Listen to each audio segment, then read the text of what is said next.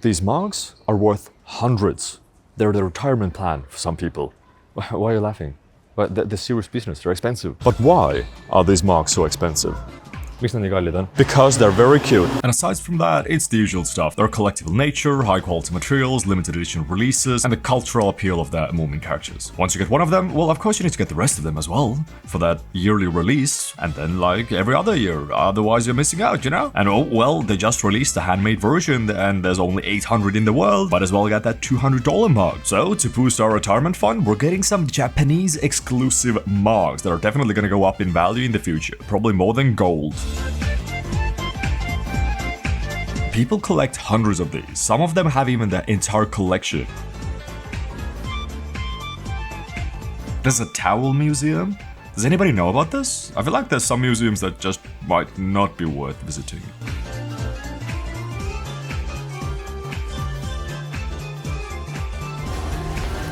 Generation wealth acquired. I got the Japanese exclusive Summertime Moomin mug. And while we're at Ueno, might as well check out the Lindt store for some quality chocolate. Literally me, chat. Every day I wake up. Why does this really resemble the Estonian taxi company Bolt?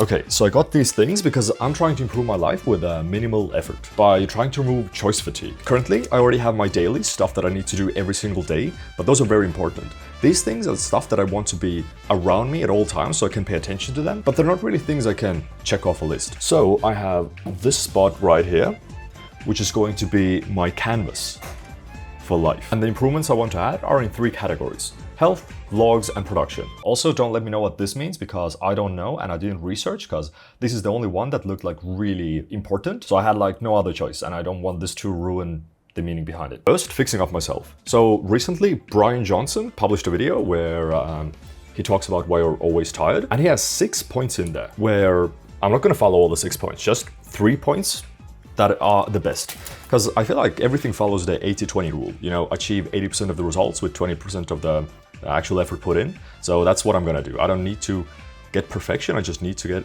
better. Main points are, don't eat before bed. So I'm gonna try and stop eating at around 10 p.m.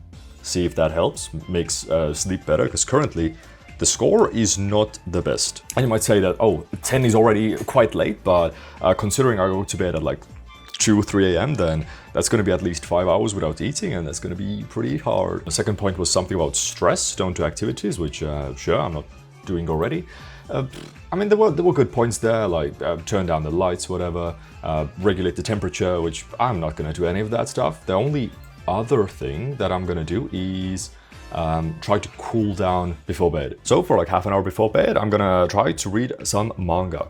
I got an e-reader and I'm trying to finish the 20th Century Boys because I heard it's good and it's getting pretty interesting. Secondly, production goals. Now I've looked back into previous vlogs and I've noticed that the new ones aren't really quite there. I used to think that I haven't really improved, everything looks kind of shit and I've gotten worse, but looking back, I definitely have improved in some aspects, and even some of you noted that there's been a huge change between when I started versus right now. But I do feel like, especially looking back into the previous night market in Tokyo, I feel like there's some structural aspects missing, because currently it feels like I've gotten a bit complacent, everything's the same. I don't put that much effort into vlogs anymore. It's more like I let them happen and see what comes along.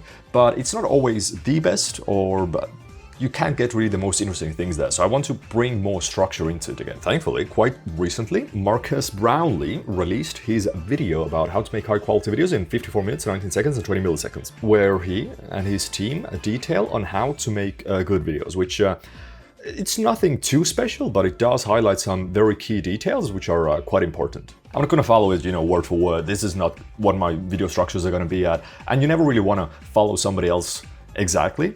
Just keep those in mind. I'm going to mesh these in with the ideas I have, the ideas that other people bring into it, because that leads me to my third point, which is not even about vlogs. Yeah, okay. The third idea was putting vlog ideas into there, which sure, I'll do, but it doesn't really have anything to do with taking inspiration. That's going to be a future video about inspiration. Taking inspiration, stealing content. What's the difference?